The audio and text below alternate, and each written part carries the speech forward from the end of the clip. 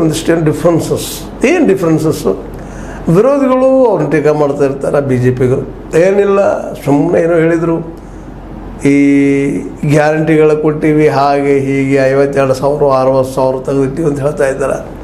ಅಭಿವೃದ್ಧಿ ಕಾರ್ಯಗಳು ಏನಿಲ್ಲ, ಗ್ಯಾರಂಟಿ ಇಲೆಕ್ಷನ್ ಮುಗಿದ್ಮೇಲೆ ಬಂದ್ ಆಗ್ತದೆ, ಏನಂತ ಹೇಳುವಂಥ ಅಭಿವೃದ್ಧಿ ಆಗಿಲ್ಲ ಅಂಥೇಳಿ ಸಹಜ ವಿರೋಧಿಗಳು ವಾದ ಮಾಡ್ತಾರೆ. ಬಿ ಜೆ ಪಿಗರು ಅವ್ರ ಮಾತಿನಲ್ಲೂ ಸತ್ಯದ ಇಲ್ಲ ಅಂತಲ್ಲ. ಮುಂದೆ ಇನ್ನೊಂದು ಏನಪ್ಪ ಅಂತಂದ್ರೆ, ಈ ಗ್ಯಾರಂಟಿಗಳು ಎಷ್ಟು ಮಟ್ಟಿಗೆ ಮುಟ್ಟಿದಾವ ಇಲ್ಲ ಜನ ಹೇಳಬೇಕೀಗ. ಜನ ಈಗ ಎಲ್ಲರೂ ಅದಕ್ಕೆ ಉತ್ಸುಕರಾಗಿದ್ದಾರೆ, ಏನು ಕೊಡ್ತಾರೆ ರಿಸಲ್ಟ್ ಅಂತ. ಲೋಕಸಭಾ ಚುನಾವಣೆ ಈ ಗ್ಯಾರಂಟಿಯ ಪರಾಮರ್ಶೆ, ಇದರಲ್ಲೂ ಸಹ ವಿಧಾನಸೌಧದಂಗೆ ಆಗಿಬಿಟ್ಟಿದಪ್ಪ ಅಂದ್ರೆ, ವಿಧಾನಸಭೆ ಎಲೆಕ್ಷನ್ದಂಗೆ ಆಗಿಬಿಡ್ತು ಅಂದ್ರೆ, ಗ್ಯಾರಂಟಿ ಈ ದೇಶದ ಅನಭಿಷಿಕ್ತ ದೊರೆ ಯಾರು ಗ್ಯಾರಂಟಿ ಹಚ್ಕೊಡ್ತಾರೋ ಅವ್ರು ಈ ದೇಶನ ಆಳ್ತಾರಪ್ಪ, ಈ ರಾಜ್ಯವನ್ನು ಆಳ್ತಾರಪ್ಪ ಅನ್ನೋದು ಫಿಕ್ಸ್ ಆಗಿಬಿಡ್ತದೆ. ಈಗಾಗಲೇ ದೆಹಲಿಯಲ್ಲೇ ಕೇಜ್ರಿವಾಲ್ ಸರ್ಕಾರ ಎಂಥ 2014-15 ಬಿರುಗಾಡಿ ನಮ್ಮ ಮೋದಿಯವರು, ಅಂಥ ಸಂದರ್ಭದಲ್ಲಿ ಗ್ಯಾರಂಟಿಯಿಂದ ಕೇಜ್ರಿವಾಲ್ ದೆಹಲಿ ಸರ್ಕಾರವನ್ನು ರಚಿಸಿದ್ರು. ಕಳೆದ 7-8 ವರ್ಷಗಳನ್ನು ನಡೆಸ್ಕೊಂಡು ಬಂದಿದ್ದಾರೆ. ಮತ್ತು ನಿಂತಿಲ್ಲ, ನಿರಂತರವಾಗಿ ನಡೆದು. ಮತ್ತು ಗ್ಯಾರಂಟಿ ಒಂದ ಮೋದಿಯವ್ರನ್ನ ಸೋಲಿಸಲಿಕ್ಕೆ ಸಾಧ್ಯ ಅನ್ನೋ ಕಾರಣಕ್ಕನ ಇವತ್ತು ರಾಹುಲ್ ಗಾಂಧಿಯವರು ಸಹಿತ ಖಟ್ ನಲ್ಲಿಗೆದ್ದಿದ್ದಾರೆ. ಎಲ್ಲರಿಗೂ 1 ಲಕ್ಷ ರೂಪಾಯಿ ಕೊಡ್ತಾನೆ ಅನ್ನೋಂಥ ಮಾತನ್ನು ಗ್ಯಾರಂಟಿ 25 ಹೇಳ್ತಾ ಇದ್ದಾರೆ. ಈಗ 5 ಮಾಡ್ತಾ ಇದ್ದಾರೆ ಇಲ್ಲಿ ಕರ್ನಾಟಕದಲ್ಲಿ. 5ರಿಂದಲೇ ಎಷ್ಟು ರಿಸಲ್ಟ್ ಬಂದರೆ, ಇನ್ನು 25ರಿಂದ ತನಕ ಗ್ಯಾರಂಟಿ ಸಿಕ್ಕು ಅಂತಂದ್ರೆ ಏನಾಗಬಹುದು ಅನ್ನುವಂಥದ್ದು.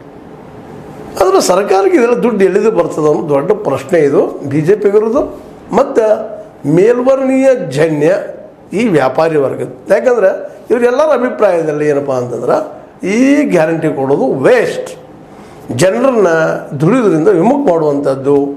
ದುಡಿದಕ್ಕೆ ಯಾರು ಸಿಗ್ತಾ ಇಲ್ಲ, ಸಿಗುವುದಿಲ್ಲ. ಮತ್ತು ಕುಂತಣ್ಣನವರು ಅಕ್ಕಿ ಜೋಳ ಮತ್ತು ರೊಕ್ಕ ಖರ್ಚು ರೊಕ್ಕ ಸಿಕ್ಕಿದ್ರೆ ಅವ್ರಾಗ ದುಡಿತಾರೆ. ಹೀಗಾಗಿ ಈ ದೇಶ ಆಲಸಿಗಳ ತವರು ಮನೆ ಅಂಥೇಳಿ ಅವರು ವಾದ ಮಾಡ್ತಾ ಇದ್ದಾರೆ. ಅದಕ್ಕಾಗಿ ಬಿ ಜೆ ಪಿಗೂ ಗ್ಯಾರಂಟಿ, ಏನು ಗ್ಯಾರಂಟಿ, ಮೋದಿಯವರ ಗ್ಯಾರಂಟಿ ನಿಮ್ಗೆ ಉದ್ಯೋಗ ಕೊಡ್ತಾರೆ ಅಂತೇಳಿ ಮೋದಿ ಅವ್ರ ಮೇಲೆ ಹಾಕಿಬಿಡ್ತಾ ಇದ್ದಾರೆ. ಹೀಗಾಗಿ ಮೋದಿ ಗ್ಯಾರಂಟಿ ವರ್ಸಸ್ ಕಾಂಗ್ರೆಸ್ ಅಥವಾ ಆಮ್ ಆದ್ಮಿ ಅಥವಾ SP ಅಥವಾ RJD ಅಥವಾ ಇನ್ನುಳಿದ ವಿರೋಧ ಪಕ್ಷಗಳ ಏನಪ್ಪ ಅಂತಂದ್ರೆ ಗ್ಯಾರಂಟಿ.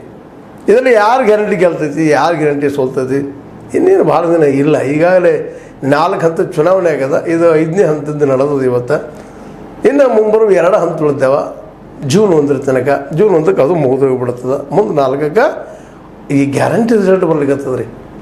ಕಾಂಗ್ರೆಸ್ಸದ್ದು ಅಲ್ಲ, ಮೋದಿಯವ್ರದ್ದು ಅಲ್ಲ, ಜನತಾ ಪಕ್ಷದ್ದು ಅಲ್ಲ, ನಮ್ಮ BJPದು ಅಲ್ಲ, ಅಂದರೆ ಭಾರತೀಯ ಜನತಾ ಪಕ್ಷದ್ದು ಅಲ್ಲ. ಈ ಗ್ಯಾರಂಟಿ ಪರೀಕ್ಷೆ ಇವತ್ತು ನಡೀತಾ ಇದೆ. ಗ್ಯಾರಂಟಿ ಜನ ಎಷ್ಟು ನಂಬ್ಕೊಂಡಿದ್ದಾರೆ ಅನ್ನೋದು ಇದು ಸ್ಪಷ್ಟ ಆಗ್ತಾಯಿದೆ. ಒಂದು ವೇಳೆ ಗ್ಯಾರಂಟಿ ನಂಬಿ ಇಂಡಿಯಾ ಗೆದ್ದು ಬಿಡ್ತಪ್ಪ ಅಂತಂದ್ರೆ, ಗ್ಯಾರಂಟಿ ಇನ್ನು ದೇಶಕ್ಕೆ ಇದು ಪರ್ಮನೆಂಟಪ್ಪ. ಯಾಕಂತಂದ್ರೆ ಒಂದು ರೀತಿ ಇದೇನಪ್ಪ ಅಂತಂದ್ರೆ ಆ್ಯಂಟಿಬಯೋಟಿಕ್ಸ್ ಹೊಟ್ಟಂಗೆ. ಇನ್ನು ಇದ್ರ ಕೆಳಗೆ ಯಾರೇನು ಹೇಳಿದ್ರು ಓಟ್ ಹಾಕೋದಿಲ್ಲ ನಮ್ಮ ಜನ. ಮಿನಿಮಮ್ ಇಟ್ಟು ರಿಕ್ವೈರ್ಮೆಂಟ್ ಬೇಕಪ್ಪ. ವರ್ಷಕ್ಕೆ 1 ಲಕ್ಷ ಒಂದು ಕುಟುಂಬಕ್ಕೆ, ಬಡ ಕುಟುಂಬ ನಮಗೆ ಬೇಕು. ಇಲ್ಲಿ ಕೋಟಿ ಜನರನ್ನು ಲಕ್ಷಾಧೀಶ್ವರನಾಗಿ ಮಾಡ್ತೀನಿ ಅಂತ ಹೇಳಿದರು ರಾಹುಲ್ರು. ಮತ್ತು ಅದೇ ಕಾಲಕ್ಕೆ ಮೋದಿಯವರು ಟೀಕಾ ಮಾಡಿದರು. ಕೆಲವು ಕಾರ್ಪೊರೇಟ್ಗಳನ್ನು ಕೋಟ್ಯಾಧೀಶರು ಮಾಡಿದ್ರು ಇವರು. ಅದಕ್ಕೆ ನಾನು ಲಕ್ಷಾಧೀಶರು ಮಾಡ್ತಾನೆ ಕೋಟಿ ಜನರಂತ ಇವತ್ತು ಈ ಒಂದು ಹೆಜ್ಜೆ ಇಡ್ತಾ ಇದ್ದಾರೆ. ಅವ್ರ ಜೊತೆಗೆ ಇಂಡಿಯಾ ಗಠಬಂಧನದ ಎಲ್ಲರೂ ಒಪ್ಪಿಗೆ ಕೊಟ್ಟು ಹೌದಪ್ಪ ನಾವು ಕೊಡ್ತೀವಿ ಅಂತ ಅವರು ಬೆನ್ನತ್ತಿದ್ದಾರೆ.